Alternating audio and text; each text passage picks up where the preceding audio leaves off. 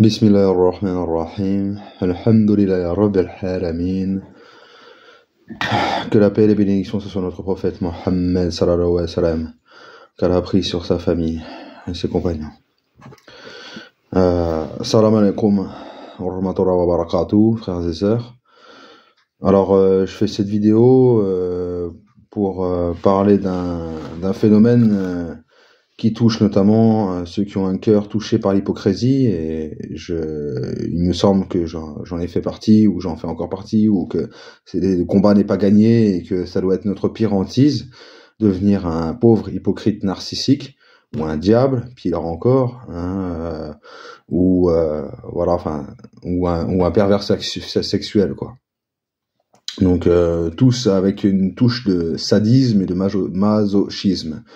Donc c'est le sujet d'aujourd'hui, et en fait, suite à une douleur profonde que j'ai ressentie il y a pas si longtemps que ça, j'ai fait preuve d'un sadisme, en fait. Et en fait, j'ai compris que ça venait du masochisme. Et finalement, en fait, ceux qui vont en enfer, c'est-à-dire que le prophète sallallahu alayhi wa sallam nous a bien dit que celui qui va en enfer, c'est qu'il l'a bien voulu, c'est-à-dire, je reformule, mais c'est ça, c'est-à-dire que voilà, il a été désobéissant. Et en quelque sorte, être désobéissant, c'est une forme de masochisme. Ceux qui iront en enfer auront tout simplement en eux forcément du sadisme et du masochisme. Et en fait,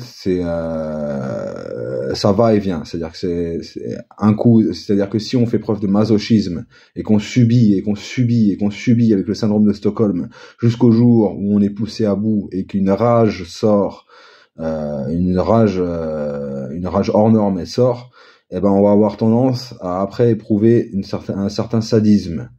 Et il faut faire disparaître ça du cœur du musulman. D'accord? C'est pour ça que je viens à vous. Et donc voilà, donc le sadisme à la base, c'est de génération en génération, c'est-à-dire qu'on le subit, on fait preuve de masochisme étant faible tel un enfant, et après on développe nous-mêmes le sadisme, pour se défouler, une colère, et puis 2 secondes, je fais sortir mon chat.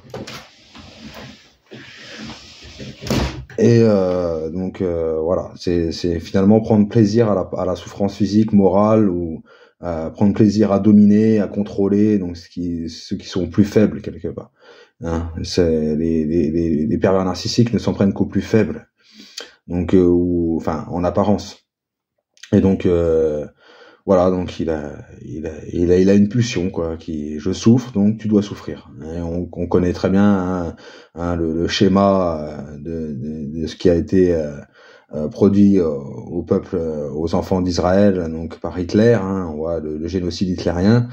C'est-à-dire qu'aujourd'hui, malheureusement, depuis 76 ans, l'entité entêtée a tendance à reproduire exactement la même chose, voire en pire. Donc voilà, on est dans le principe, masochisme, c'est quelque part, voilà. Et l'enfer sera peuplé de sadiques et de masochistes. Sadisme qui vient de marquer de Sade, donc à la base c'est beaucoup de déviance sexuelle aussi également. Donc voilà, le sadisme c'est la forme active et le masochisme c'est la forme passive, en fait.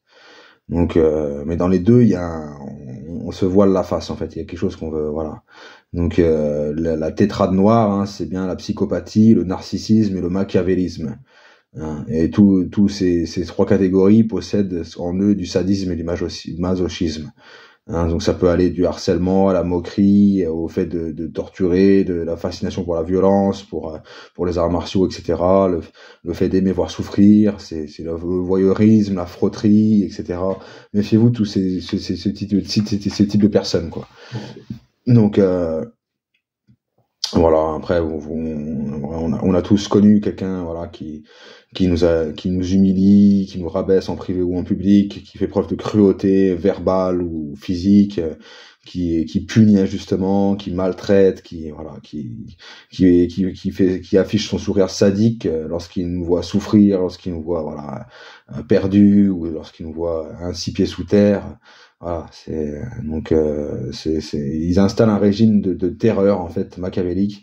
Ils restreignent l'autonomie des proches. Ils pratiquent la triangulisation, c'est-à-dire que voilà, t'as un peu enfin, il y a une ambiance de snobinard. Enfin voilà quoi. Enfin bref, voilà quoi. Et en fait, moi, je viens tout simplement j'ai voulu me débarrasser de ce sadisme que j'ai pu ressentir après mon masochisme, et le fait de me voiler la face sur qui sont mes proches et qui sont mes ennemis, qui sont mes amis, qui sont voilà, et de faire le tri en fait, de faire réellement un tri et d'arrêter d'être naïf et de se voiler la face.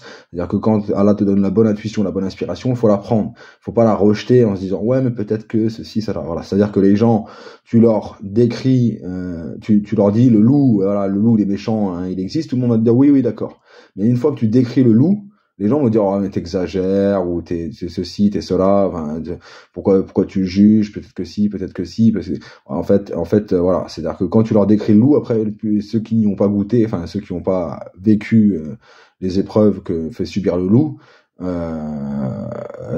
se retrouvent dans ces trois catégories, bah il va pas te croire lorsque tu vas le décrire le loup.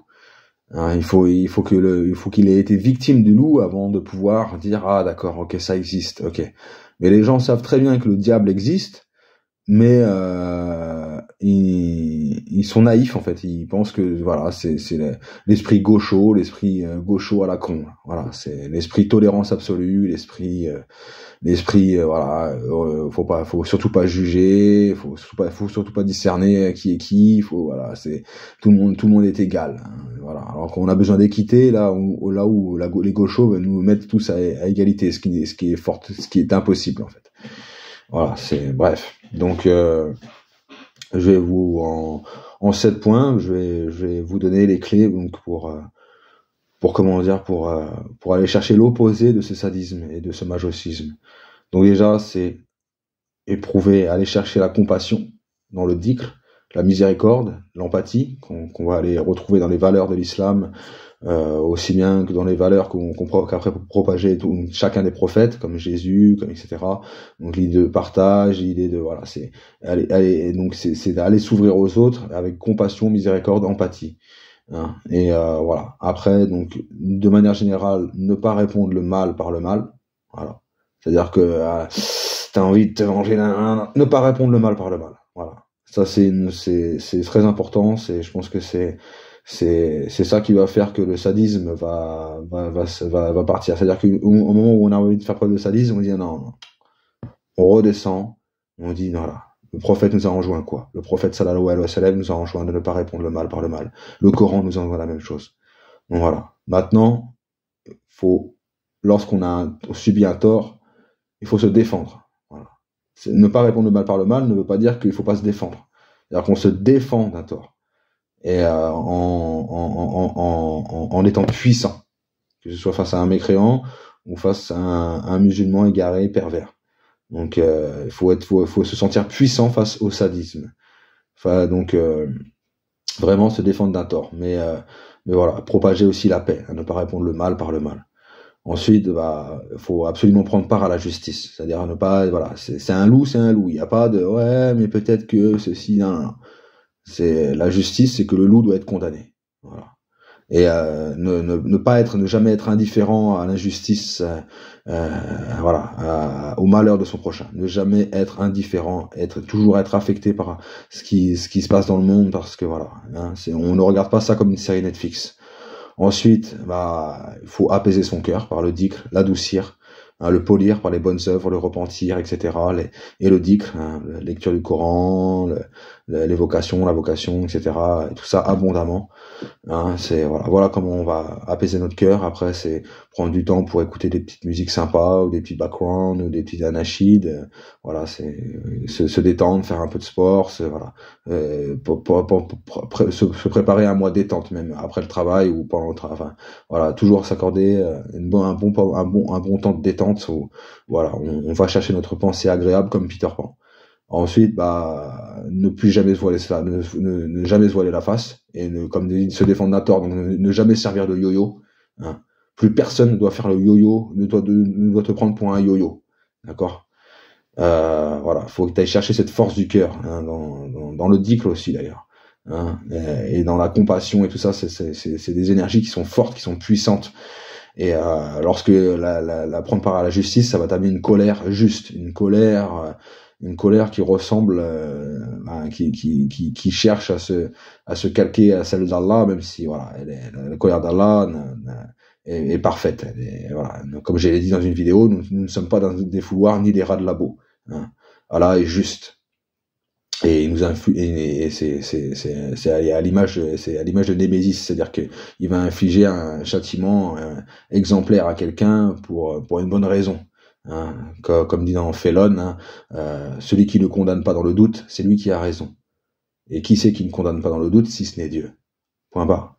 Donc patience, tolérance de notre part. Ensuite, voilà, comme j'ai dit, où je voulais en venir, où j'en étais. Hein. Voilà, en plus, donc j'ai vu aucun article, hein, comment dire, proposer un remède au sadisme ou etc. Tous les articles voilà, ils mentionnent, ils ne mentionnent pas vraiment les causes et la manière dont traiter le problème. Hein. Ça va être un coup de médoc pour enrichir toujours les labos, quoi. Ensuite, je dirais un dernier point, c'est d'avoir la rage contre sa propre rage, cette rage égotique qui veut se venger, qui veut ceci, qui veut voilà, qui ne met pas Allah dans l'équation. Donc qui ne met pas le dépôt dans l'équation, qui ne met pas la cause d'Allah dans l'équation. Donc voilà, je vais en finir avec là. Donc voilà, n'attendez pas d'être à bout pour exploser, quoi. Hein. C'est-à-dire défendez-vous du tort. Mais après, cherchez à propager la paix, ne pas répondre le mal par le mal. C'est-à-dire bien, hein, c'est casse contre casse, c'est coup pour coup, mais voilà, on reste juste, on reste droit. Voilà, que la haine pour un peuple ne vous incite pas à être injuste. Hein. Pratiquer l'équité, hein, ou dans un autre verset où il y a à peu près le même sens, c'est entraînez-vous dans l'accomplissement des bonnes œuvres et de la piété. Hein, cela est meilleur pour nous. Bon, sur ce, mes frères, voilà, débarrassez-vous de, comme je l'ai dit, comme le disait Jean Radpaune, enfin, comme le dit la science d'ailleurs, hein, les savants, le cœur peut mélanger à la fois hypocrisie, mécréance et foi. Alors débarrassons-nous, comme dit Jean Radpaune, de notre hypocrisie en totalité pour faire partie des croyants préservés et pouvoir toucher du doigt notre mécréance. Voilà, que ce soit par la parole, que ce soit par etc. Ce qui ne fait pas nous forcément, ce qui nous sort pas forcément de l'islam. Attention, hein, je n'ai pas dit ça. Mais on peut avoir des paroles de koufr tout en restant musulman. Et comme on peut avoir des paroles de koufr et dans le cœur, là, c'est installé une mécréance ou c'est installé où t'as renié ta foi, etc. Là, par contre, t'es mécréant. Mais bon, après, c'est selon chacun. Moi, je ne nie pas dans les poitrines. Mais qu'est-ce que je voulais dire, voilà, et puis pouvoir après cheminer sur la croyance, quoi. Donc voilà, débarrassons-nous de toute forme de mécréance, reprogrammons notre logiciel avec Allah, laissons-nous guider pleinement par Allah, remettons pleinement notre confiance en Allah et demandons-lui de guérir tout simplement des maladies du cœur. Voilà. Demandons à Allah la guérison pour nos maladies du cœur. Sur ce, je vous souhaite un grand salam, alaykum wa rahmatullahi wa barakatuh, et je vous dis à une prochaine vidéo.